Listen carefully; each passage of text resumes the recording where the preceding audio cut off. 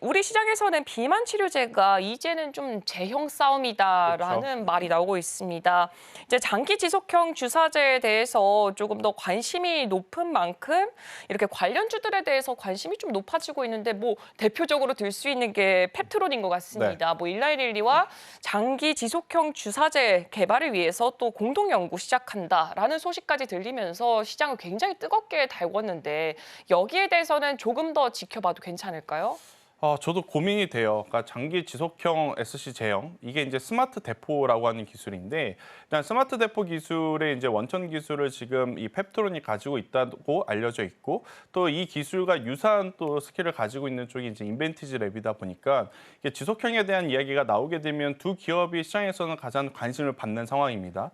근데 사실 펩트론 같은 경우에는 최근에 이 플랫폼 검토 공시가 나오기 전까지만 하더라도 어떤 이야기가 있었냐면 아니 분명히 1, 2년 전만 하더라도 앞으로 이 스마트 대포 기술을 통해서 글로벌 빅파마들과 기술 이전, 기술 수출, 기술 아웃을 이야기를 좀 했을 법한 일정들이 좀 시간들이 많았었는데 그동안에 계속 한다 했었다가 못했었습니다. 그러면 실제로 그 스마트 대포 기술을 가지고 있는 게 맞느냐라는 불확실성까지도 지금 들이왔었던 상황이었거든요. 여러분들이 이제 펩트론의 차트를 놓고 보시면 올해 이제 2분기부터 혹은 이제 3분기 사이에 급격하게 조정이 나오는 것을 볼 수 있었을 것 같아요.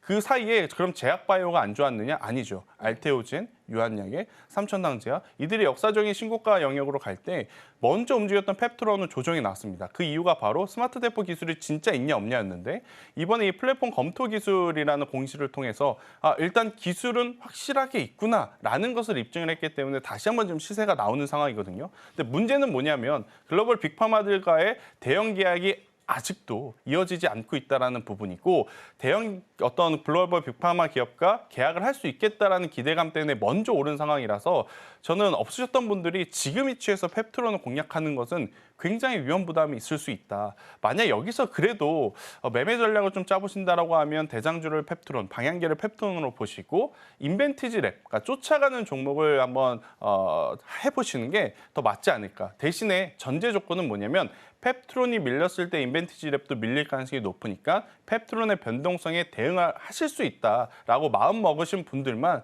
저는 매매 전략을 한번 잘 짜보셨을 때 굉장히 좋은 성과를 낼 수 있지 않을까라는 의견을 들어보도록 하겠습니다. 네, 사실 이 펩트론에 대해서 전략을 잘 짤 수 있다는 자체가 굉장히 어렵게 그렇죠. 작용이 될 것 같은데요. 일단은 펩트론 같은 기업들 일단은 확실하게 개혁이 체결됐다라기보다는 이 기대감이 많이 올라갔던 종목입니다. 함께 또 따라가고 있는 게 인벤티지 랩으로 꼽히고 있기 때문에 펩트론의 이 전략을 잘 사용할 수가 있다라고 하시는 분들은 지금 좀 투자를 들어가는 것도 상관은 없을 것 같긴 하지만 사실상은 조금 어렵지 않을까라는 생각도 들고 있습니다. 근데 이제 뭐 주사형 비만 치료제가 이제 인기를 끌면서 같이 또 인기를 끌고 있는 게 마이크로 니들 관련된 네. 기업들도 아닐까 싶어요. 지금 기업들만 보자면 뭐 대웅제약, 뭐 대원제약 이렇게 해가지고 굉장히 뭐 많이 진행되고 있는데 이렇게 되면서 비만 치료제 밸류 체인이 뭐 구성될 가능성도 있다라고 좀 점쳐지고 있는 상황입니다. 이렇게 뭐 자체적으로 개발하는 게 아니라 뭐 관련 부품이나 뭐 유통주 이런 쪽으로도 조금 시선을 돌려봐도 괜찮을까요? 그러니까 이제 우리가 피부 미용, 에스테틱 기준으로 보면 침습이 있고 비침습이 있거든요. 네. 침습은 이제 절개 과정을 거치는 이제 부분이라고 보시면 되고 절개 과정 없이 시술을 받을 수 있는 게 이제 비침습인데 최근에 어떻게 보면 이 비침습 쪽, 그러니까 마이크로 니들이라고 하는 기술을 필두로 해서 굉장히 많은 기업들이 사업을 좀 하고 있어요. 그런데 이게 과연 글로벌 빅파마들이 우리나라 관련 기업들에게 협업할 수 있는 기회를 줄 것인가에 대한 고민은 저는 해볼 필요는 있습니다. 물론 테마적으로는 움직일 수는 있죠. 하지만 테마주 그 이상의 어떤 면모를 보여주려면 이 기술력을 글로벌 시장에서 입증을 받아야 되는데 아직까지 글로벌 시장에서 우리나라 마이크로 니들 관련주들의 어떤 위상은 그렇게까지 높지 않는 상황이다라고 좀 보시면 될 것 같아요. 대신에 피부 미용이라든지 이 톡신 쪽에서는 다릅니다. 대표적으로 앞서 이제 언급해 주셨던 대웅제약, 지금 미국에서 이제 나보타라고 하는 제품이 엄청나게 잘 팔린다라고 해요. 지금 톡신 기준으로 보면 휴젤, 메디톡스, 대웅제약 원래 이렇게 1, 2, 3이었거든요. 순서대로. 더욱이 이번에 휴젤과 메디톡스가 이 소송전에서 휴젤의 압승으로 끝났죠. 그러다 보니까 국내에서는 여전히 휴젤이 원탑이구나 이렇게 생각을 했는데 막상 상반기 뚜껑을 까보니까 대웅 제약이 1위로 올라섰습니다. 그러니까 이제 마이크로 니들에 대해서 이제 국한해서 이제 보시기보다는 일단 이 기술을 통해서 기존의 본업을 좀 잘하고 있는 쪽을 저는 계속 컨택을 해야 그러니까 글로벌 빅파마들도 이렇게 볼 것 같아요. 마이크로 니들 기술 필요한데 이걸 응용해서 지금 사업 잘하고 있는 기업 어디지? 그러면 당연히 매출이 큰 쪽을 찾아보겠죠. 그러다 보면 대웅제약이 걸릴 수 있는 거고 앞서 이야기 드렸던 대원제약처럼 기존의 캐시카우 역할을 좀 잘 가지고 있으면 이쪽의 기술 개발을 또 길게 할 수 있는 거고 그렇기 때문에 저는 관련 테마주로서 움직이시는 것보다 이제 관련 어떤 기술로서 성과 본업을 통해서 제품 라인업을 가지고 있는 기업에 더 집중을 하셔서 종목을 압축하시는 게 맞을 것 같고요. 이쪽을 좀 압축을 해보면 저도 여러 가지 기업을 좀 고민했지만 대웅제약이 일단 탑픽으로 좀 말씀드릴 수 있을 것 같고 두 번째로는 대원제약까지 한번 체크를 해보시는 게 맞다라는 의견 드려보도록 하겠습니다. 이제 글로벌 되게 대형주 같은 경우에도 그들도 사람인지라 아무래도 이 제품 정말 좋아요 계속 말하는 것보다는 실질적으로 잘 팔고 있고 본업에 충실한 회사에 조금 더 주목을 할 수밖에 없기 때문에 이쪽에 계속해서 좀 집중을 하면서 투자를 해보시는 게 좋을 것 같고 일단 본부장님이 대웅제약, 대원제약 이 두 종목을 이쪽 관련해서는 탑픽으로 꼽아주셨기 때문에 이 주가의 움직임까지도 한번 체크해 보시면 좋을 것 같습니다. 근데 이렇게 비만 치료제가 지금 우리 시장을 정말 강하게 지배하고 있는 만큼 제약바이오 섹터에 다시 부흥기가 돌아오지 않을까라는 예측까지도 좀 강하게 나오고 있는데 그렇다면은 하반기에는 비만 치료제를 중심으로 해서 제약바이오 섹터가 다시금 조금 상승하는 모습을 보여줄 수가 있을까요? 참 어려운 질문이긴 한데 이 비만 당뇨를 중심으로 성장을 한다기보다는 비만 당뇨 여기에 또 미국의 대선이라고 하는 키워드가 올해 하반기에 가장 강력한 이벤트이거든요. 또 미 대선을 통해서 지금 수혜를 받을 수 있는 업종 중에 하나가 바로 제약바이오, CDMO, CMO 쪽이지 않습니까? 그렇기 때문에 전체적으로 어떻게 보면 제약바이오를 바라보는 수급은 올해 4분기에는 괜찮다라고 평가를 받을 가능성이 높다는 관점에서 보면 저는 제약바이오 전체적으로 보는 것도 중요하긴 한데 지금 위치적으로 각자의 좀 사정들이 좀 있습니다. 뭐 리가켄바이오라든지 알테오젠 유한양에 지금 사면 부담스럽잖아요. 그렇기 때문에 저는 가격적인 메리트가 있는 쪽을 여러분들이 좀 고민을 해보셔야 될 것 같은데 그 기준으로 보면 저는 퓨처캠 혹은 이제 GI 이노베이션처럼 지금 임상에 대해서 좋은 결과 발표 때문에 이제 막 시세가 나기 시작하는 쪽을 저는 바라보시는 게 맞을 것 같다는 생각이 들고 있고 다시 이제 본론적인 이제 질문 비만 당뇨 쪽에서 그럼 봤을 때 누가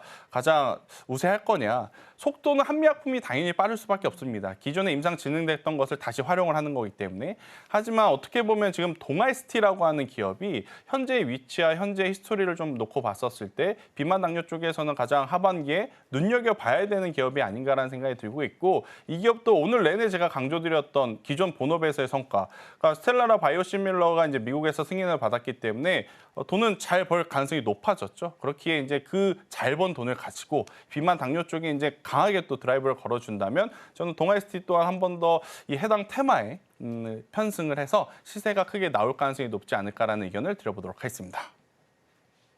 네, 일단은 제약바이오 섹터 자체가 이제 11월에 있을 대선에도 좀 크게 영향을 받고 있고 또 미국의 생물보안법까지도 영향을 크게 받고 있기 때문에 전반적인 시장 그 상황을 조금 더 체크를 해보면 좋을 것 같고 그래도 제약바이오는 강하게 움직일 것 같다라는 부분을 좀 해석해 보시면 좋을 것 같습니다. 그리고 한미약품은 당연히 지금 잘하고 있기 때문에 앞으로도 잘할 것 같지만 여기도 조금 더 주목을 해보자면 동아일스틱까지도 한 번 더 포커스를 맞춰보는 것도 좋을 것 같습니다.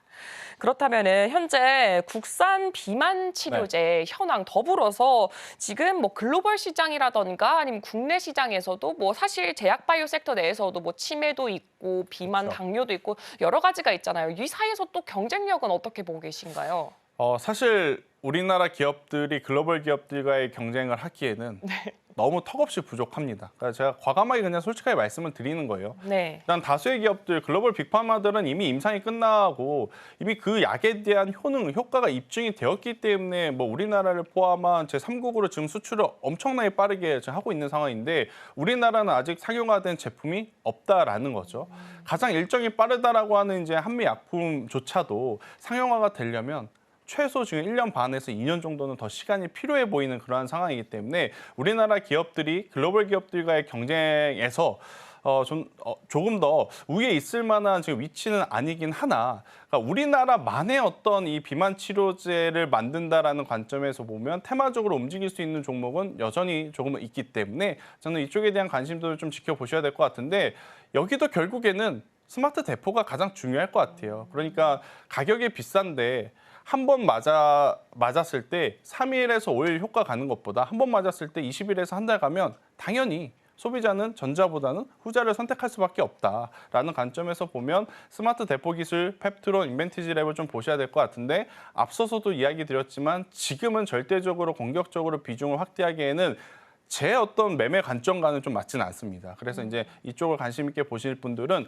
조금은 기다리시는 게 맞지 않을까라는 의견을 한번 드려보도록 하겠습니다. 이렇게 글로벌 시장 전반적으로 살펴봤을 때는 우리나라 기업 중에서는 이 제약바이오 기업 중에서는 비만 치료제를 아직까지 완성을 해서 지금 팔고 있는 회사는 없지만 그래도 한미약품이 가장 빠르게 진행이 되고 있는 것으로 보여지고 있고요. 하지만 여기서 그래도 가장 주목할 것은 스마트 대포 기술, 이쪽 섹터 쪽에서도 조금 더 집중도를 강하게 가져가 보시는 게 투자하실 때 조금 더 편하게 투자하실 수가 있을 것 같습니다.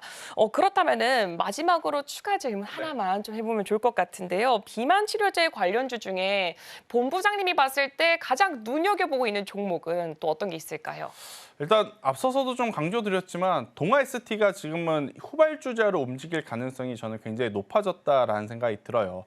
특히나 지금 이 비만 치료제 같은 경우에는 다양한 제형에 대한 이야기가 좀 나오고 있다 보니까 이 개발하는 데 들어가는 기간이 우리가 생각한 것보다 조금씩 더 늘어나고 있는 상황이거든요. 그러면 그 늘어나는 공백기 동안 회사를 좀 잘 버텨줄 만한 어떤 성과, 돈을 잘 버는 사업부가 좀 필요한데, 전 동아ST는 비만 당뇨라고 하는 키워드를 좀 제외하고 기존에 이제 본업을 통해 봤었을 때 바이오시밀러는 지금 계속 우리나라 시장에 유리할 수밖에 없죠. 그러니까 바이오시밀러라고 하는 것은 이제 복제약을 말을 하는데, 지금 미국 같은 경우에도 약값이 굉장히 지금 높기 때문에 약가 인하에 대한 정책을 또 발표할 만큼 좀 바이오시밀러에 대한 관심도가 지금 높아진 상황이다라고 좀 보시면 될 것 같고, 바이오시밀러 하면 대표적으로 여러분들이 가장 먼저 떠올리실 기업이 셀트리온일 겁니다.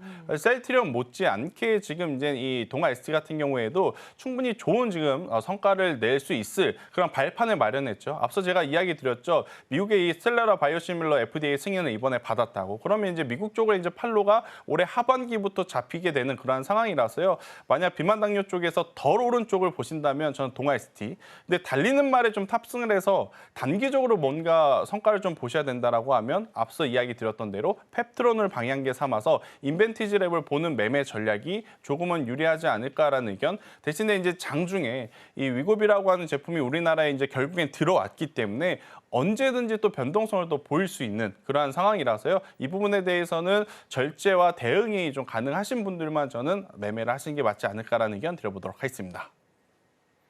네, 달리는 말에 탈 거면은 이제 펩트론을 주도로 해서 인벤티지랩 쪽으로 보면 좋을 것 같고, 또 하반기 쪽으로 살펴봤을 때는 또 동아ST, 지금 바이오시밀러 이뮤얼도라가 미국 시장 경쟁력에서 좀 앞서고 있다라는 모습까지 보여지고 있기 때문에 이 종목군들 위주로 해서 투자하실 때 참고해 보시면 좋을 것 같습니다. 지금 바로 구독을 눌러보세요.